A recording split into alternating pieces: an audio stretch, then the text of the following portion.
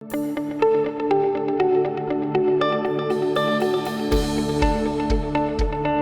day, brothers and sisters. It is once again Sunday today, the Lord's Day, and I hope and pray that you are ready to praise and worship the Lord our God. At this particular time, I'd just like to share to you about the friendship of David and Jonathan. Jonathan, of course, happened to be the son of King Saul, and you know that King Saul wanted to kill David because he was threatened that David would take away his kingship and David would take away his kingdom.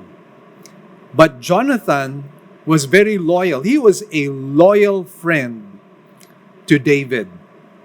And so during the time when Jonathan wanted to help David escape from the wrath of King Saul, he made David promise that David would take care of his descendants. David would take care of his own children. And so we know what happened with King Saul and his son Jonathan. They were defeated by the Philistines, and of course they died in the battlefield. And so at that time, when David became installed as king, he was looking for any member of the household of Jonathan with whom he could show some mercy and kindness. And of course, David came across Mephibosheth, and he was able to show kindness to him by allowing this son of Jonathan to even dine with him on his table. And all that his father or grandfather possessed, it was restored back to him. But likewise, what happened was later on, the son of David, Absalom, rebelled against his own father. There was a coup d'etat that took place. And what happened was David had to run away together with his army. And what had happened at that time with Mephibosheth is that Ziba somehow deceived Mephibosheth, such that Mephibosheth was not able to accompany David when he fled from Absalom. And of course, Ziba slandered Mephibosheth, basically stating that Mephibosheth was disloyal to David and that he was going to go against David, and that he felt that the kingdom would once again be restored to the family of Saul. And so obviously David was disappointed that Mephibosheth did not go with him. And so what happened was, when David was able to return back to Jerusalem because Absalom had been killed by Joab, Mephibosheth finally meets up with him. And I'm relating this story because Mephibosheth shared something which I feel we can relate to. So let me just go back and relate to you what happened in 2 Samuel chapter 19, verse 25. It says here, "It was when he came from Jerusalem to meet the king that the king said to him, 'Why did you not go with me, Mephibosheth?' And so he answered, 'O my lord the king, my servant deceived me. For your servant said, I will saddle a donkey for myself that I may ride on it and go with the king, because your servant is lame. Moreover, he has slandered your servant to my lord the king. But my lord the king is like the angel of God. Therefore do what is good in your sight. For all my father's household was nothing but dead men before my lord the king. Yet you set your servant among those who ate at your own table. What right do I have yet that I should complain anymore to the king?'" I like what what Mephibosheth said here, that he was like a dead man and that he did not deserve to be at the table of King David, and that he had no reason to complain and grumble against anything. And you know what? I believe that we are just like Mephibosheth. Mephibosheth could not even take care of himself. Why? Because he was lame. And we are like that. We are spiritually lame. We are practically dead men, as the book of Ephesians chapter 2 states. And therefore, we are incapable of not only helping ourselves, we are incapable of, quote unquote, sitting at the table of the King. And of course, I'm referring to our King Jesus. There's nothing in our lives that will make us deserve the mercy, the kindness, and the grace of God. Yet you and I know what the Lord Jesus Christ has done for us. He died on the cross and paid for our sins. And though you and I could not help ourselves, our Savior performed salvation for us. What we could not do, He did for us. And He made us sit on His table, on His banqueting table, adopted as sons and daughters of God. And we had absolutely nothing to do with it. Salvation is all by God, all by grace, and all by faith. And because of that, I believe we have every reason to praise and worship the Lord. Shall we now rise from our seats and let's worship God.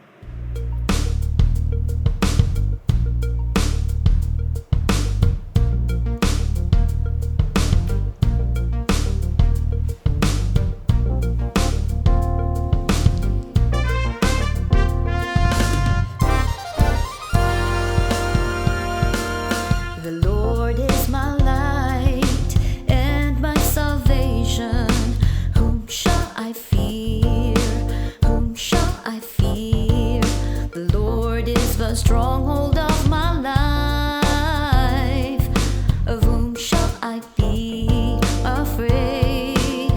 One thing I ask from the Lord my God, that I shall seek, that I may dwell in the house of the Lord all the days of my life. Let me gaze upon your beauty, Lord.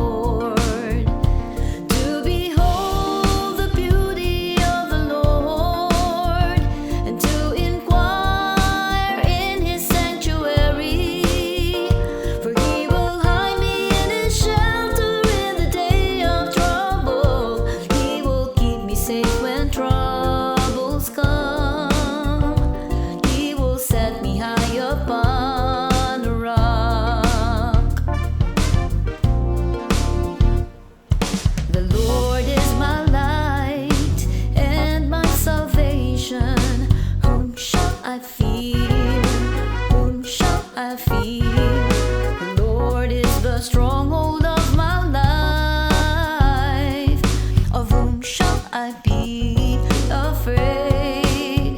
One thing I ask from the Lord my God, that I shall seek, that I may dwell in the house of the Lord all the days of my life. Let me gaze upon your beauty, Lord.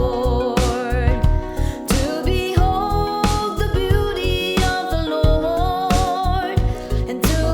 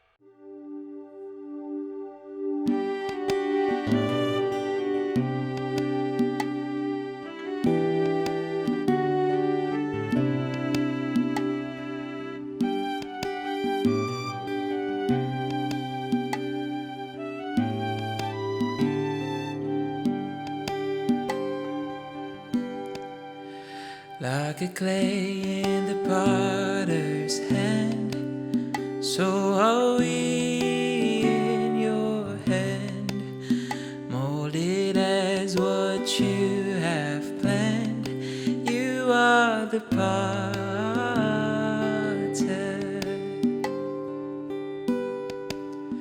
Everything you have ordained for the glory of your name, as you work in us like clay. You are the potter. God of all, sovereign ruler of the earth, you are in control of everything, so we sing glory be to your name. You reign like a clay in the potter's hand, so are we in your hand, molded as what you have planned. You are the potter. Everything you have ordained for the glory of your name, as you work in us like clay. You are the potter. God of all, sovereign ruler of the earth, you are in control of everything, so we sing glory be to your name. You reign, for we are created in your image, mold us to be more like you. Purify us, sanctify us, till your work on us is through. For we are created in your image, mold us to be more like you. Purify us, sanctify us, till your work on us is through. God of all, sovereign ruler of the earth, you are in control of everything, so we sing. God of all, sovereign ruler of the earth, you are in control of everything, so we sing glory be to your name. Glory be to your name. Glory be to your name. You reign.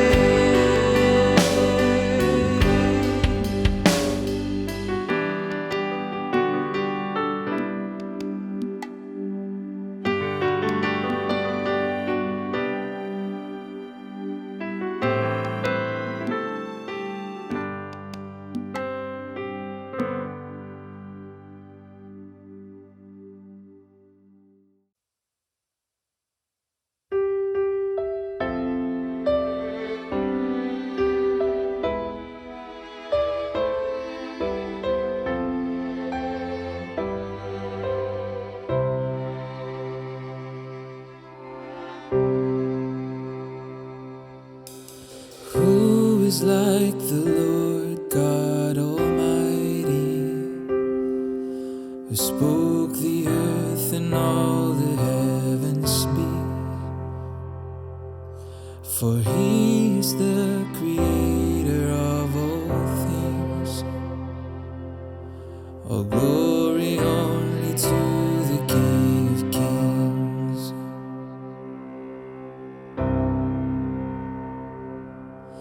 The sun is set to rise upon the east.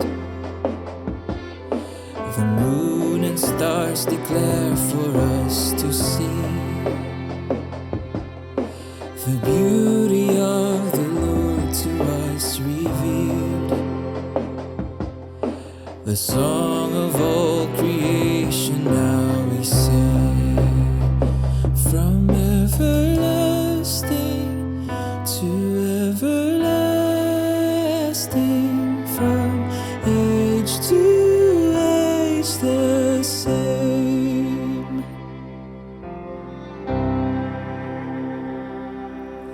For God so loved the world, he sent his Son. The Word made flesh and lived to overcome. Crucified to set the captives free. Rose again to render sin's defeat. Jesus Christ, the resurrected King. Now death no longer has its grip on me. Now death no longer has its grip on me. From everlasting to everlasting, from age to age the same. From everlasting to everlasting, from age to age the same.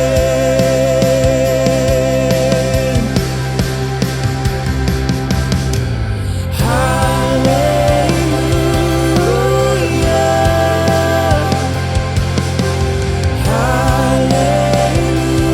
Hallelujah.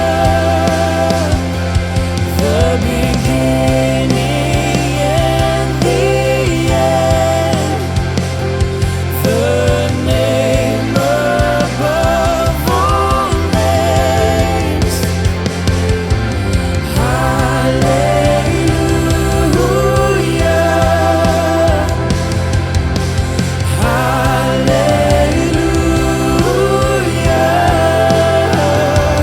The beginning and the end.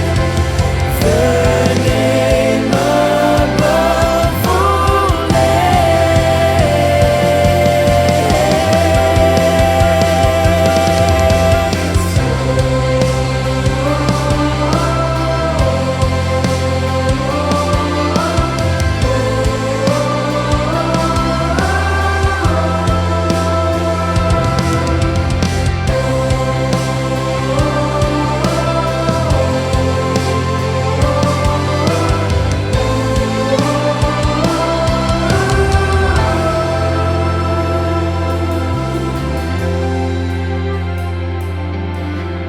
Every creature rise to worship thee, singing, Holy, holy, holy is he.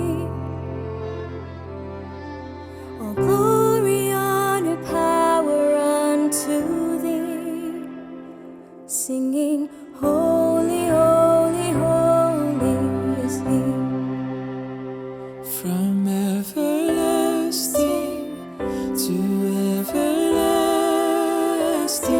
from age to age the same. From everlasting to everlasting, from age to age the same.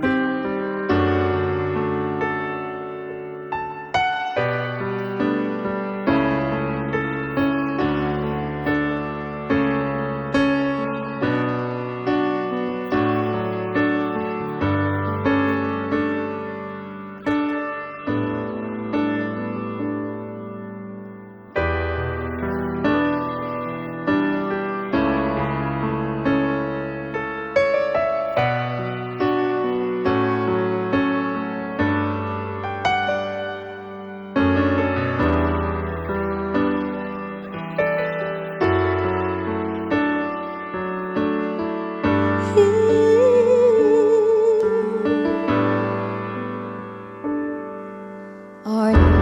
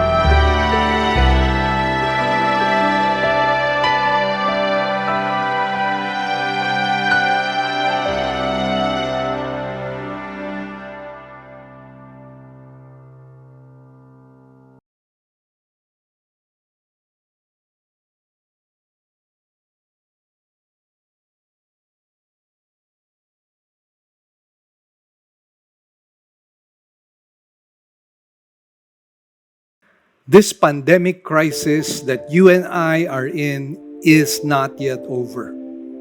In fact, right now, A lot of people are becoming very, very worried because of the so-called Delta variant.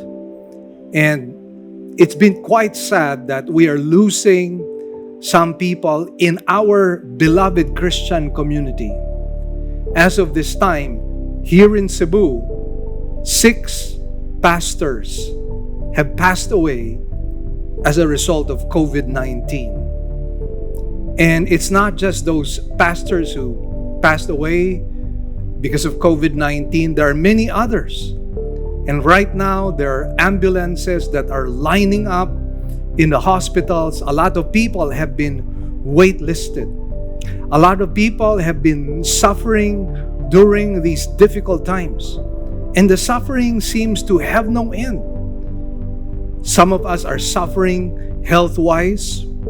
Some of us are suffering economy-wise. Some of us are suffering emotionally. Some of us are suffering socially. So there are many, many reasons why we as a people are going through very difficult challenges. And all the while we thought that this is going to be soon over, but it is not yet over. So the question, of course, that we would like to answer, or rather ask, is where do I find hope? Where do I find consolation and solace for my soul? Well, I have good news for you, brothers and sisters. You and I know that the Bible inspires hope. The Bible inspires faith. The Bible inspires courage. And aside from that, we thank the Lord for literature that is quite helpful.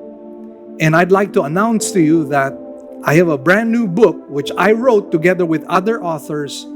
And the title of this book is This Season of Grief. And this is all about stories that happened mostly during the time of the pandemic. People losing their homes, people losing their parents, people losing their jobs, people losing their children. And I would say that in the midst of all the crisis that all of the people went through, that I myself went through, I found hope in God. And this book, the seasons of grief, or this season of grief, will be able to provide that. You can buy a copy of this in our church or in any of the OMF bookstores. This is only for 275 pesos. You can order this book. God bless you all.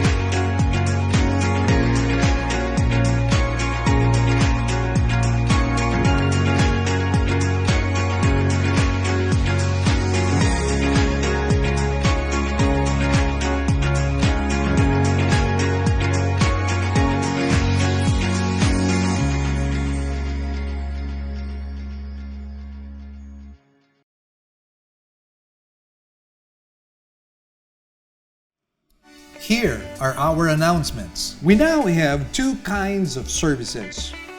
We will still have our virtual services for majority of our members through our Facebook page, Living Word Christian Churches of Cebu International Incorporated, and our website, www.livingword.ph, and our YouTube channel to view our services. We enjoin you to watch the coverage of our service every Sunday at 9 o'clock in the morning. Our sermon can also be heard over DYFR FM 98.7 every Saturday and Sunday at 8 p.m. Good news, brothers and sisters, Enough is Enough is making a comeback in our church right now. And we are selling it again at 275 pesos here in our church.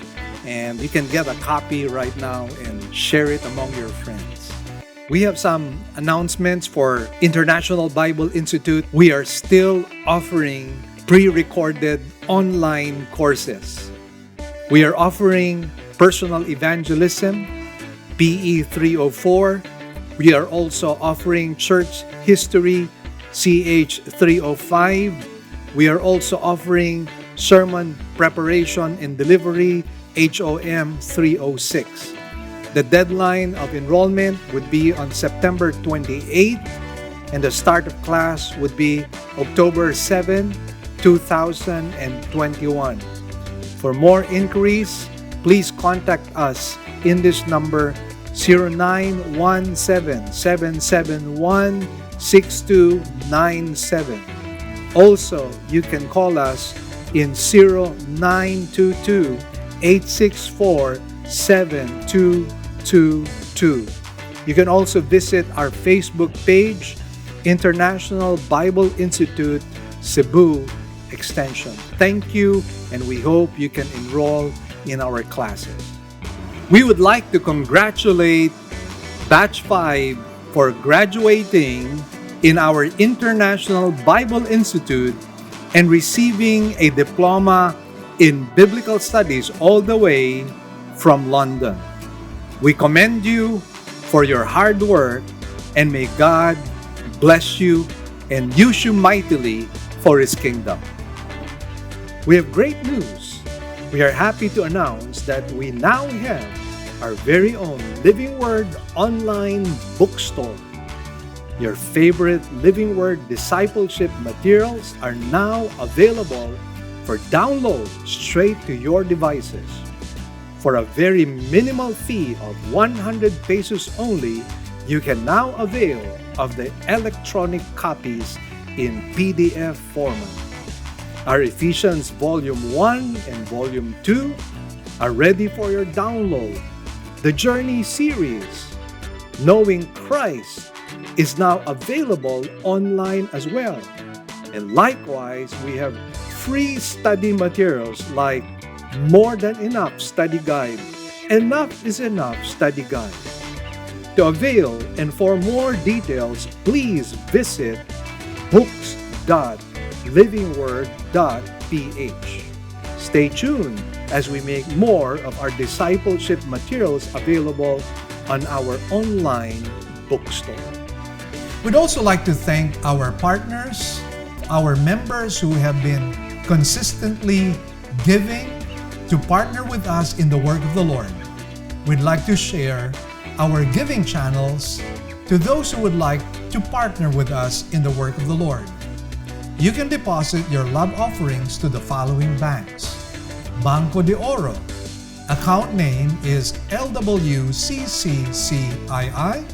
The account number is 001-000-60800. We also have a BPI account. Account name is Living Word Christian Ministries, Cebu Incorporated. Account number is 1021023481. Finally, we have RCBC. Account name is LWCCCII. Account number is 14520052886. You may also send your love offerings and donations online through our website. Go to www.livingword.ph and click Give, and then a dialog box comes out of it. Kindly click on your giving preferences. Thank you, and God bless.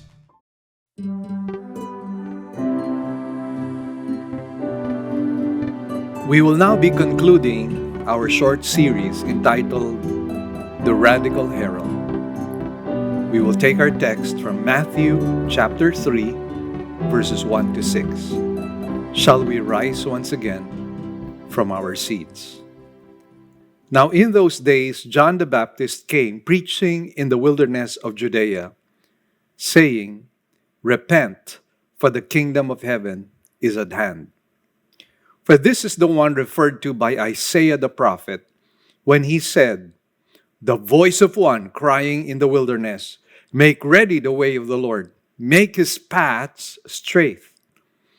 Now John himself had a garment of camel's hair and a leather belt around his waist, and his food was locusts and wild honey. Then Jerusalem was going out to him, and all Judea, and all the district around the Jordan, and they were being baptized by him in the Jordan River as they confessed their sins. Shall we bow our heads in prayer at this time? Heavenly Father, once again, we just thank you and praise you, Lord, for your faithfulness in our lives. Lord, we have been recipients of your grace, your mercy, and power. And Lord, we know that we are totally undeserving of all that you give to us. And yet, because you are a compassionate God, a God of love, kindness, and mercy, we have received from you. And Lord, today, once again, we will be receptors of your many blessings. And Lord, we thank you for your word, because your word has been a lamp unto our feet. So we pray, O God, that you might use your word to illumine our minds and to change our hearts.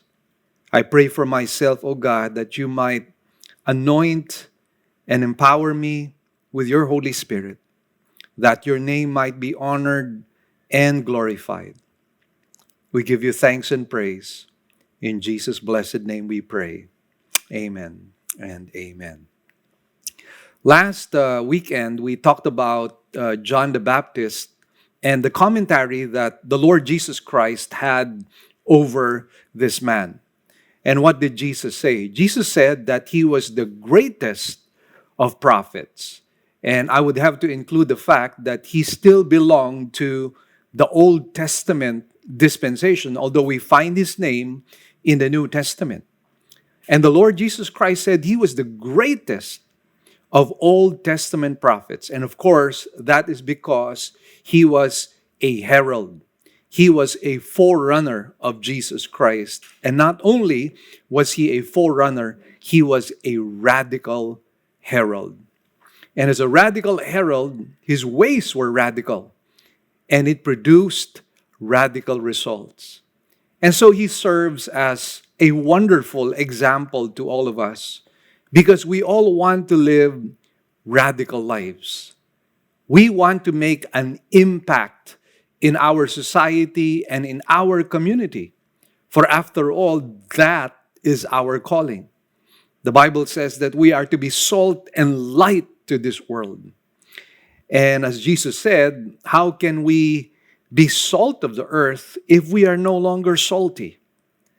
And how can we be the light of the world if we happen to be hidden under the bed? And so we are supposed to be a positive influence upon society. And that is exactly what John the Baptist was. And so once again, just to describe to you two things about John the Baptist.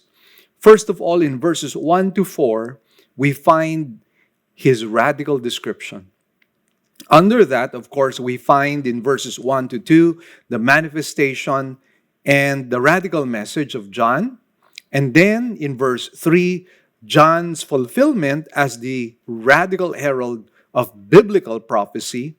And then in verse 4, we're going to talk about John's radically austere attire as well as lifestyle. In verses 5 to 6, we find his radical impact in the religious capital and in the southern kingdom. So we somehow wrapped up our study last weekend with a discussion of his manifestation as well as his radical message. So we're done with that particular section. And so we now move on and complete our study of this man, the radical herald of the Lord. And so we will be discussing at this point John's fulfillment as the radical herald of biblical prophecy. And so let's have a look at verse 3 at this time. It says, "For this is the one referred to by Isaiah the prophet when he said, 'The voice of one crying in the wilderness, make ready the way of the Lord, make his paths straight.'" Now, what was Matthew quoting here? Well, he was quoting from the Old Testament. Specifically, he was quoting Isaiah chapter 40 and verse 3. Now, the primary reference of this particular passage had to do with the highway construction workers. That is the primary reference here. Because as you will recall, God was going to bring Israel out of their Babylonian exile and bring them back to the land of Canaan. And so this was a prophecy in relation to this construction workers or highway construction workers to somehow prepare the way for the return of the exiles. Now, as we had been mentioning some time back, there is what theologians would call corporate solidarity. And once again, just to refresh your memory, what it means is that the destiny of the nation of Israel is tied with the destiny of the Messiah. As what would happen in the case of the nation, that would likewise happen in the case of the Messiah. And so, when we go back to ancient history and the return of the exiles from Babylon, again, we find the construction workers preparing the way for the return of the exiles. Now, in this particular case, Matthew now applies this to John the Baptist. And so John the Baptist is now the herald. He is now the one who is preparing the way for the coming of the Lord Jesus Christ. And so that is the application here. Now, this does not only confirm the prophetic fulfillment, or rather, this does not only fulfill the prophecy relating to John the Baptist, but this also fulfills the prophecy relating to the Lord Jesus Christ, the Messiah of the Jews. So again, we find here prophetic fulfillment on the part of John the Baptist and the Lord Jesus Christ. Once again, affirming, validating that Jesus indeed is the true Messiah. He is the only Messiah that Israel should be expecting. Now, we move forward and let's talk about John's radically austere attire and lifestyle as we find it in verse 4. Verse 4 reads, "Now John himself had a garment of camel's hair and a leather belt around his waist, and his food was locusts and wild honey." Now, there's something very important I'd like you to understand about the person of John. By heritage, John was a priest.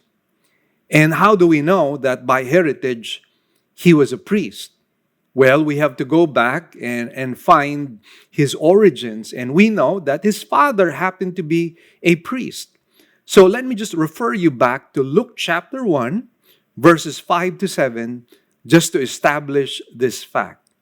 It says, "In the days of Herod, king of Judea, there was a priest named Zacharias of the division of Abijah, and he had a wife from the daughters of Aaron, and her name was Elizabeth. They were both righteous in the sight of God, walking blamelessly in all the commandments and requirements of the Lord. But they had no child, because Elizabeth was barren, and they were both advanced in years." Now we know the rest of the story. God gifted this man, Zacharias, and his wife Elizabeth with a child. And that child was John the Baptist. So again, what do we see here? Zacharias, the father, was a priest. And so again, by heritage, John the Baptist was supposed to be a priest. Now, when we examine, however, his clothing, and here is where we get into some very specific details that Matthew gives to us. And we're probably wondering why in the world would Matthew give us all these details, including the attire of John and the diet of John.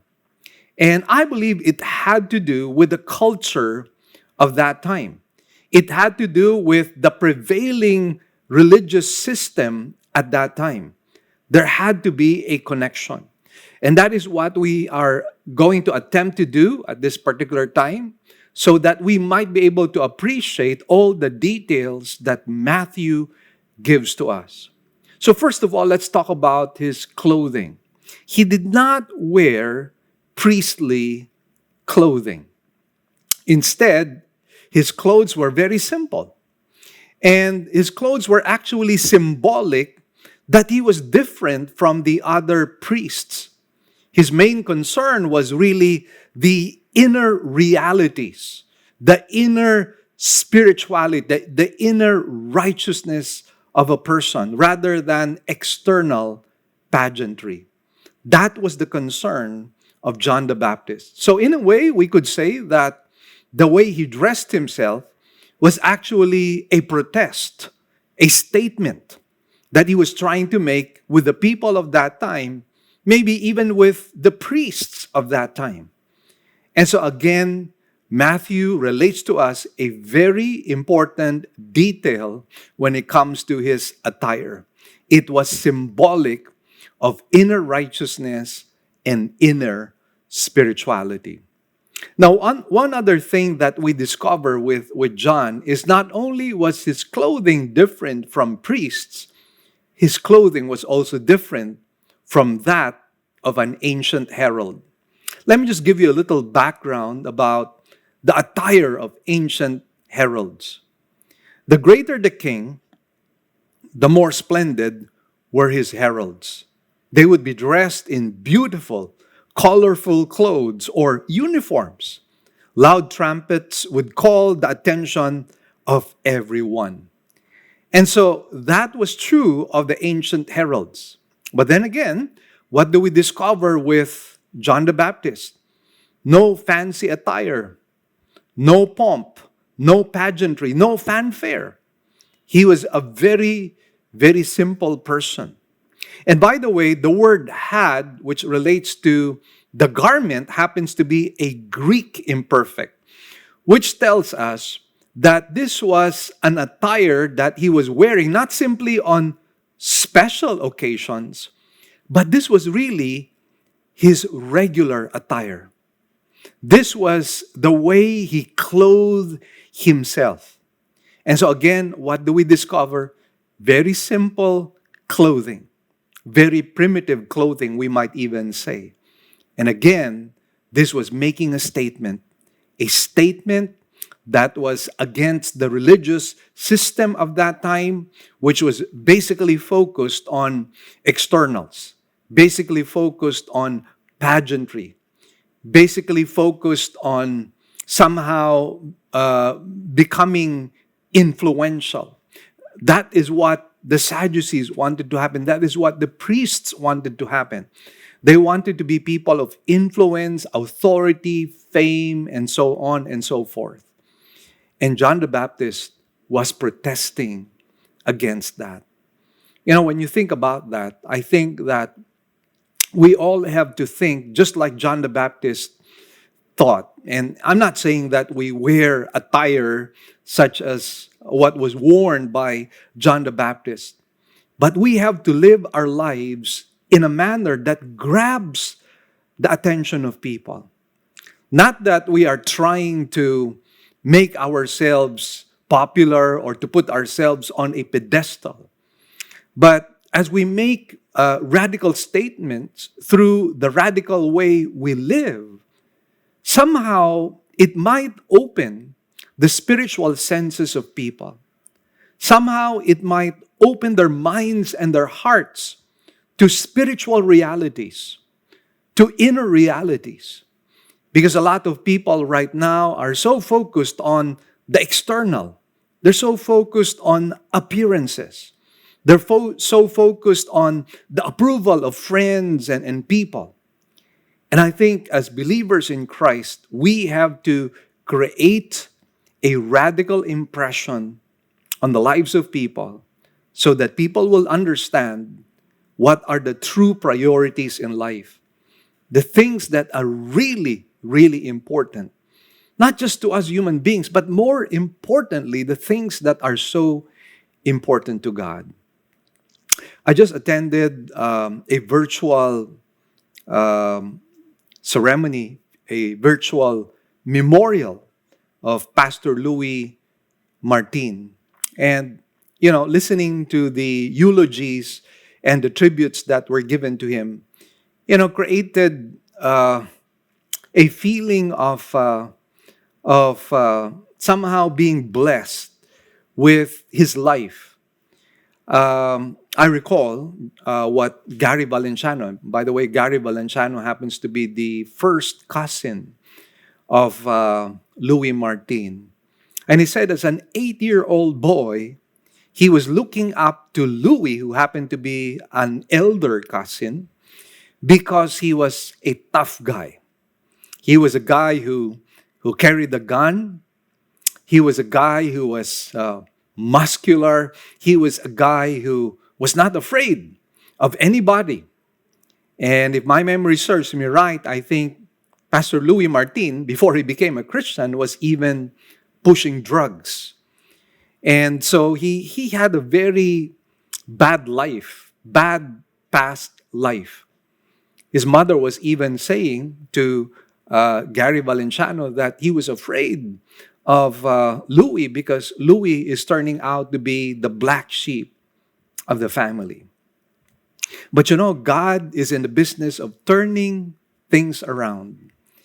And one of the things that has blessed my heart with my colleague, Pastor Louis Martin, is the fact that he stayed in a city, because that was his calling. He stayed in a city, Ozamis City, which was really a very small city. And what highlights, or rather what I find as a highlight in his life is the fact that I had an experience some time back when a pastor told me that he was not somebody who should be assigned to rural areas. He said that he felt that his destiny was the big cities. He felt that his gifts were not being used to the maximum because he was in a rural area and he wanted to be in big cities. You know what a big contrast this was to Pastor Louis Martin. Because again, Ozamis is a nice city, but it is not a cosmopolitan city. It is not a resort city, just like Cebu. It is a very simple place. Nature there is so beautiful, but it has a very small population. Yet Pastor Louis labored in that place for 30 long years, maybe even more. And he plodded and faithfully served the people in his church in Ozamis City. And I never heard him complain. I never heard him grumble and say that I think I should be in a big city. No, he was happy. He was content. And he was faithful. And because of this radical life that he lived, many of the people who attended the virtual service talked about how deeply impressed they were with the radical way that he lived his life. And so again, just examining the example of John the Baptist, I believe that as believers in Christ, we should challenge ourselves to live radical lives. Now, not only was John the Baptist different in terms of his attire, he was also different in terms of his diet. Now, what was he eating according to the scriptures here? And once again, just to read this passage to us, it says in verse 4, "Now John himself had a garment of camel's hair and leather belt around his waist, and his food was locusts and wild honey." Locusts and wild honey. Now, what were locusts? I mean, who ate them? Well, locusts, at least during that time, happened to be the food of the poor. That was what the poor ate. And once again, why does Matthew give us this very important detail? And I believe the reason why Matthew shares this detail to us is that, once again, this was a protest against the Sadducees, against the priestly caste at that time. Why? Because they lived extravagant lifestyles. In fact, in our most recent trip in Israel, we went to a place which was an archaeological discovery, and that place is suspected by some Bible scholars as the place of the high priest Annas. And if you will just look at the size of the place and even the ceramic tiles which were there uncovered before us, you could see that it was made in such a lavish and elaborate manner. There were even private baths in those places, in that particular mansion. And that speaks bundles about the lavish, extravagant lifestyle of these priests. And they considered fortune, they considered riches a sign of God's favor. Obviously, they had, the best viands that they could possibly have. But here we find, once again, John the Baptist, radically different in terms of his attire and radically different in terms of his diet.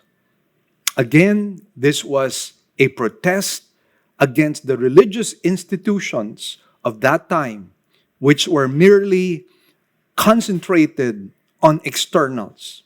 It was a hypocritical religious system that John the Baptist was attempting to confront. And I believe if there is something that we have to confront in our day and in our age, it is the religious hypocrisy that we often find in so many churches, in so many religious systems.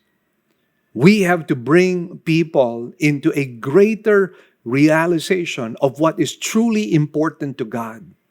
What is truly important to God are not the things that are seen, not the externals, not the facilities of a church, not the bank accounts of a church.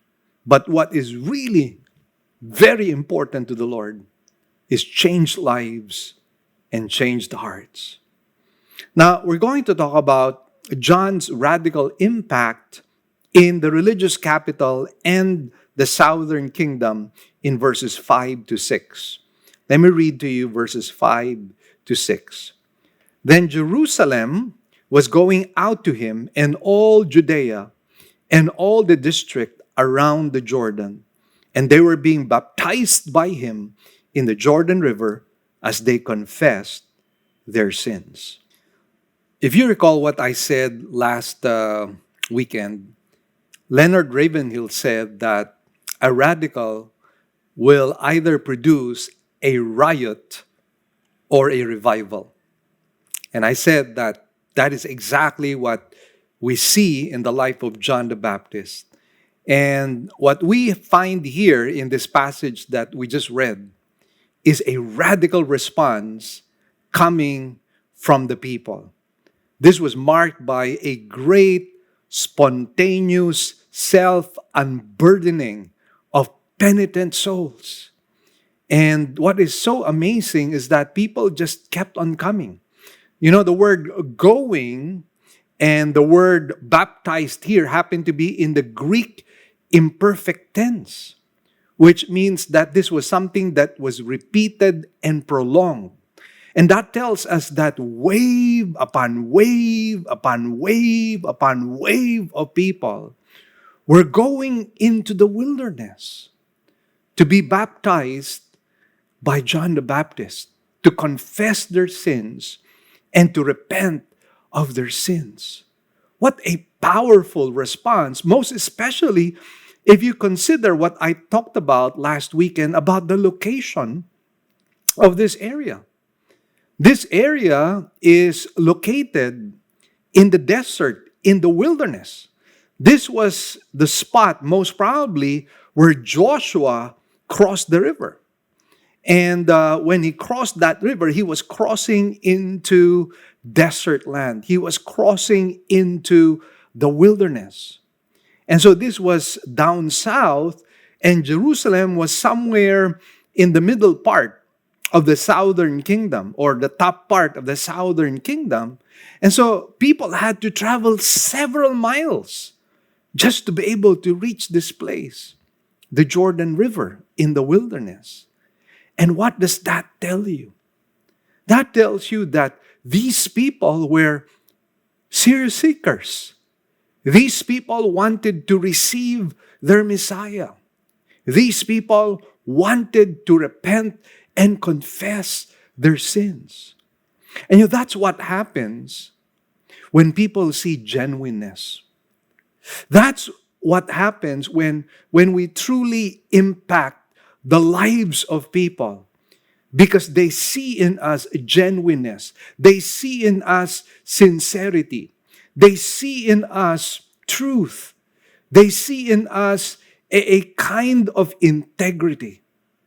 And that kind of an impeccable life, that kind of a life that is truly without any pretenses, a life that has inner power, that is the kind of life that will produce a radical response.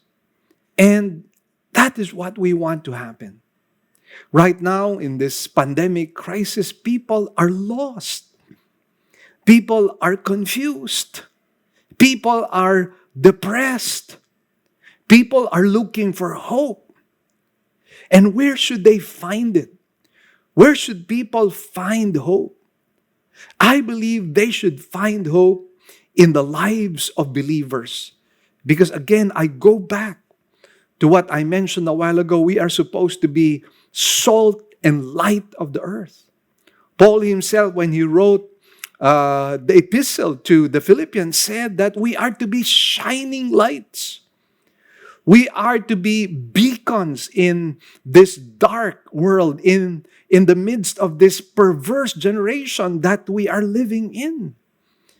And God is using this situation, believe it or not, to open doors and open opportunities for us to be able to share our faith, to be able to give people a glimmer of hope, to be able to give people something to hold on to, something to cling on to, something to stand on, something to believe on. And friends, these are desperate times. And we have to, again, challenge ourselves. And if we do that, if we are consistent with the life that God has called us to live, if people see a lifestyle that is different from that of the world, then we might have the kind of radical response that John the Baptist received as well in his ministry. His ministry was growing. His ministry was becoming popular. His ministry was successful, we would say. And of course, that was not what John the Baptist was after. He was just fulfilling his call and his mission.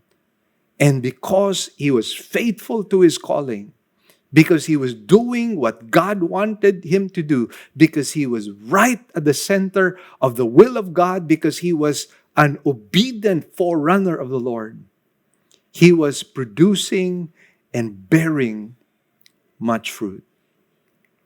Again, I'm just reminded of my colleague who just recently passed away, Pastor Bobby Tayag. And I was reminded once again from where he came from. He had a nervous breakdown as a young man. What had happened was he had a broken heart because of somebody who had betrayed him, his partner at that time. And it deeply affected him such that he could not even go out of his house. And if he wanted to get out of his house, his mother had to accompany him personally just so he would be able to go out. He was scared. He was fearful. He had mental illness. And you would think that a person like that cannot rebound and somehow have a life that is worthy of emulation. But you know, God is in the business of performing miracles. God is in the business of radically changing the lives of people. And so from being a worthless, mental, and nervous wreck, this man, Pastor Bobby Tayag, became born again. And he got out of his shell. And he made little steps of faith. And as he made those little steps of faith, eventually God called him into the ministry. God called him to be my Sunday school teacher when I was pastoring in Alabang. And then later on, he pastored in Tagbilaran City and later on in Cagayan de Oro. And he was able to produce a lot of full-time workers. And there were many outreaches that were planted through his own ministry and through his own efforts. And again, a radical life, a life that was empowered by the Holy Spirit. And it produced a radical response. Lives in Tagbilaran City were changed. Lives in Cagayan de Oro were changed. Lives in Bukidnon were changed. That is exactly what happens when we are faithful to our calling, when we understand our priorities, when we know inner righteousness, when we are not concerned about the approval of men, but what we are concerned about is the approval of God. When our focus and our gaze is on the Lord and not on the things of this life, I tell you, brothers and sisters, it will produce a radical response in the lives of so many people. Now, here is what is said about Gedi, who happens to be the so-called father of radical Presbyterian missions in the South Seas. And this is what he said. On a tablet in a large church seating 1,000 people, this inscription was placed in memory of John Gedi. It says, when he landed in 1848, there were no Christians there. When he left in 1872, there were no heathen. May I say that once again? This is so beautiful. When he landed in 1848, there were no Christians there. When he left in 1872, there were no heathen. And so again, a radical response. And so what have we seen so far in the life of John the Baptist? A radical attire, a radical diet, a radical response. And I would like to add another detail, the last detail of our sermon today. He also had a radical baptism. You know, in ceremonial cleansing as well as in proselyte baptism, if you happen to be a Jew or a proselyte, you were the one who baptized yourself. You were the one who practically exercised ceremonial cleansing. And again, going back to our experience in our Israel study tour, we came across the pool of Siloam. And it is right below the Temple Mount. And this place was actually a huge place. It was probably like an Olympic-sized swimming pool, maybe even bigger than that. But this is where thousands and hundreds of Jews would proceed before going up or ascending to the Temple Mount. And what they would do there is they would somehow practice ceremonial cleansing. And so they did the cleansing themselves. They did the washing themselves. So in this particular case, John the Baptist's cleansing, so to speak, or his baptism was rather different because John the Baptist was the one doing the water baptism for the people. And so it was different.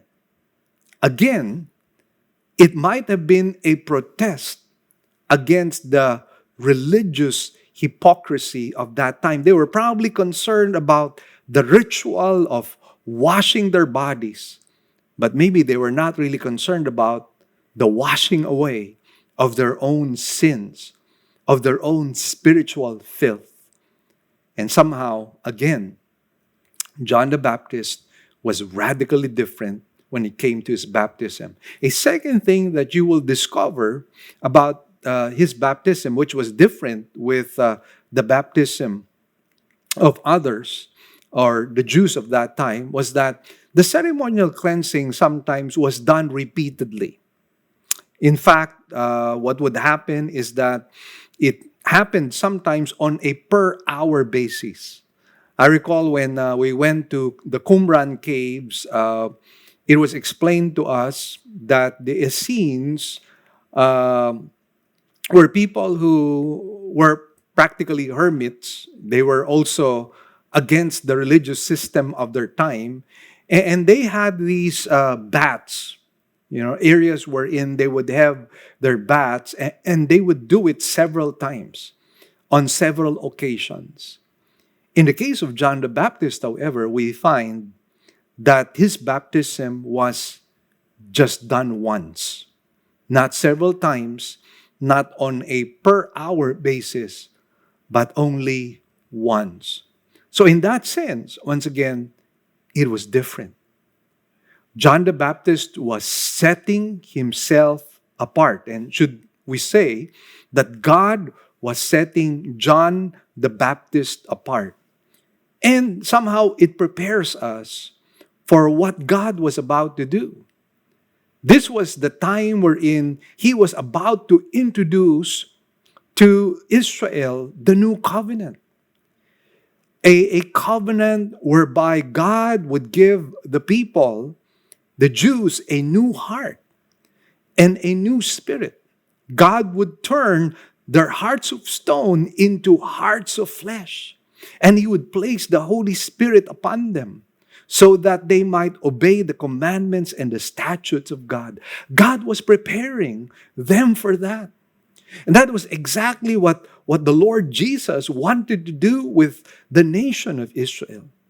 And of course, we know that a remnant experienced that new covenant in their lives. We're talking about the 120 people who were gathered in the upper room during the day of Pentecost. And of course, there were many more Jews, maybe even thousands of Jews, who received an experience of this new covenant. And so what John the Baptist was doing was he was preparing a new way. He was preparing the people for the new covenant. He was preparing the people for the coming of Jesus Christ. Because Jesus Christ, after all, was going to change the way they looked at their faith, the way they looked at spirituality, the way they worshiped God, and the way they served God. And incidentally, just going back to the attire of John the Baptist, remember that his attire was somehow austere.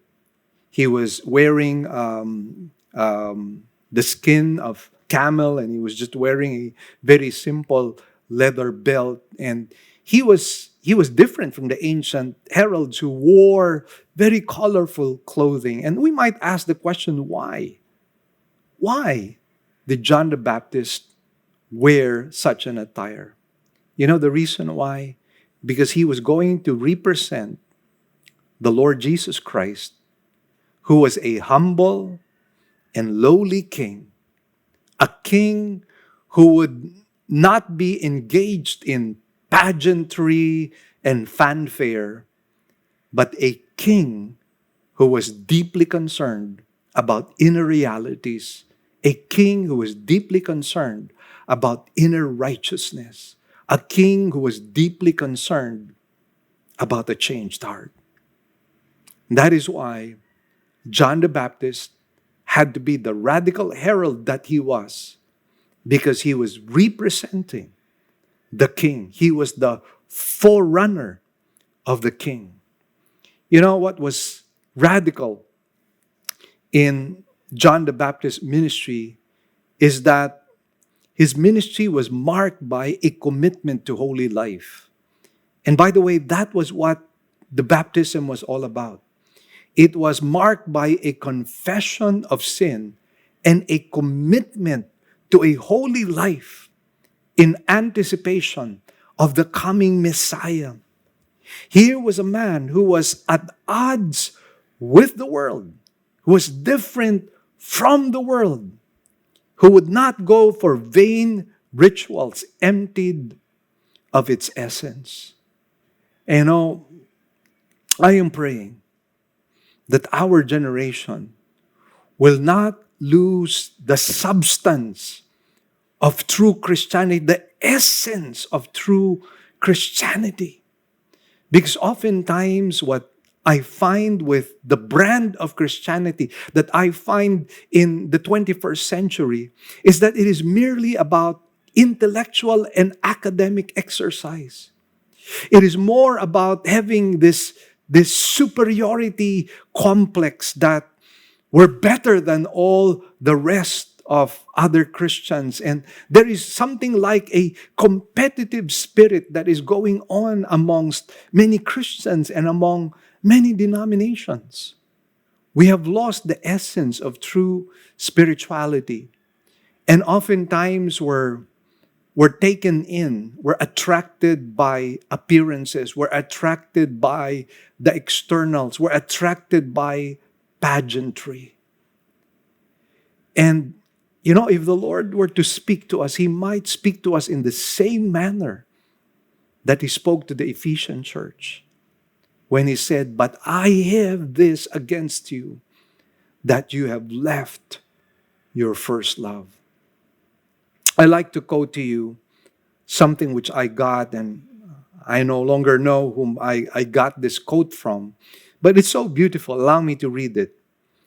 It says, "The church began with men in the upper room agonizing, and today is ending with men in the supper room organizing. The church began in revival. We are ending in ritual. We started virile. We are ending sterile. Charter members of the church were men of heat and no degrees. Today, many hold degrees but have no heat." I pray that we will live lives that are worthy of our calling, similar to what John the Baptist lived. God made us to be radicals. We are supposed to be lights in the midst of this darkness. But dear friends, we must fulfill that role. As Napoleon said to his generals, there is no greater immorality than to occupy a place you cannot fill. Once again, let me repeat this. There is no greater immorality than to occupy a place you cannot fill. Friends, God has called us to be salt and light. God has called us to be shining lights. God has called us to be ambassadors. And what a great immorality if we do not occupy the place that God has called us in. If the church wants to make an impact in this generation and in our society, we must live radical lives. I pray that will be true in us. Let us come before the Lord in prayer. Heavenly Father, once again, we thank you and bless you for this blessed Sunday. O God, our prayer is that we might bring glory and praise to your holy name as we live radical lives. I pray the word will not return to you null and void, but that it might accomplish the very purpose by which you have sent it for. Heavenly Father, move and create more radicals nowadays, just like John the Baptist, that we might have a radical response in these very difficult times. We thank you as well that we could give our tithes and offerings. Lord, may it bring glory to your holy name as we participate in your work. In Jesus' name we pray. Amen. Amen. Praise the Lord, brothers and sisters. And once again, it's been a pleasant Sunday morning. And thank you for tuning in with us. And if you have not yet done this, kindly like and subscribe to our Facebook page. And not only that, please subscribe with our YouTube channel. And please don't forget to hit the notification bell so that you get updated with our videos. For now, it's hello and goodbye. But then again, please stay tuned with a few more reminders. God bless you all. This pandemic crisis that you and I are in is not yet over. In fact, right now, a lot of people are becoming very, very worried because of the so-called Delta variant. And it's been quite sad that we are losing some people in our beloved Christian community. As of this time, here in Cebu, 6 pastors have passed away as a result of COVID-19. And it's not just those pastors who passed away because of COVID-19. There are many others. And right now, there are ambulances that are lining up in the hospitals. A lot of people have been waitlisted.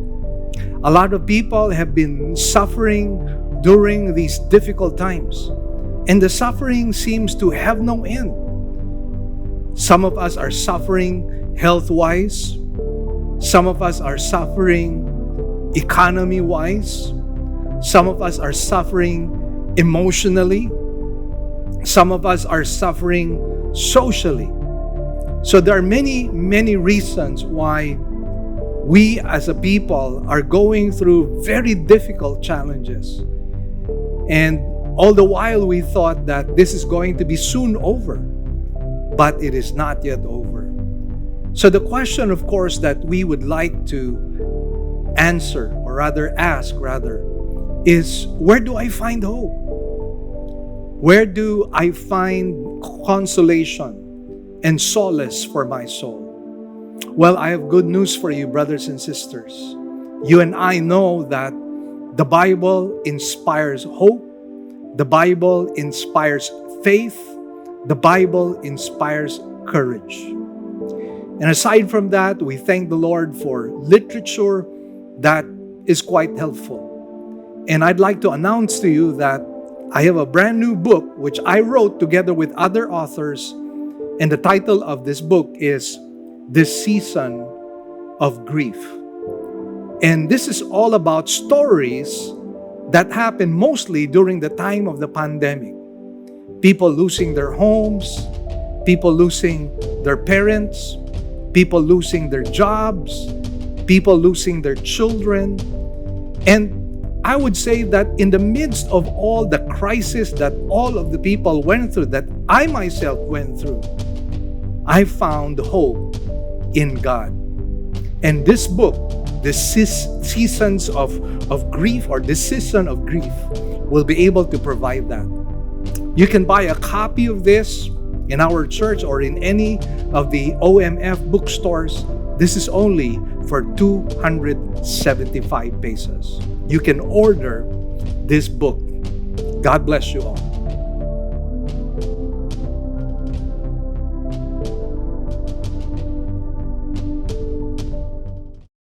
Hi, this is Pastor Mel Caparros of Living Word Christian Church. One of the things that I've really been very thankful of, most especially in the past 3 or 4 years, is being part of OMF Lit as an author. OMF Lit is a mighty instrument that God has used to bless not only our own nation, but likewise other nations as well.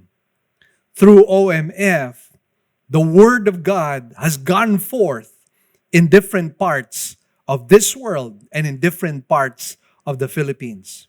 People have been edified, people have been encouraged, people have been inspired by the many books that OMF Lit has produced and likewise distributed. And I happen to be one of those people whom God has used through OMF Lit to be a blessing to many people, not only here in our country, but even abroad. And through OMF, I was able to write 2 books. One is this book, Enough is Enough, my very first book under OMF Lit. And this book talks about contentment. And this is a book I believe that a lot of people need to be able to read through. Why? Because many of us have many problems, and some of us have not realized that the problems that we have come about because of greed, because of envy, because of discontent. And somehow, this book will help you navigate through your spiritual life and your journey so that it can guide you, help you, instruct you on how to be content. You know, there's nothing like a contented life. There is just a stillness and a calmness that you and I will have when you and I are content. We rest in God, we rest in Him because we know He is all-wise and all-loving. A second book that OMF Lit has distributed and produced, of course, for me is this book, More Than Enough. It talks about how to overcome our own trials. And you know, this 2020 and even this 2021 has been filled with so many trials. I mean, it's not just the pandemic crisis. There is unemployment. There's losing our own jobs. There's also the case of losing our social, life because of the thing that has caused us to distance ourselves with each other. And so it has resulted in not only death because of the pandemic crisis. There's some people who committed suicide. There's some people who have done things that they now regret. And again, We need to be able to overcome our trials. This book, More Than Enough, will help you navigate through the trials of life. So please do not forget, enough is enough and more than enough. Thank you, OMF. You are such a blessing to us.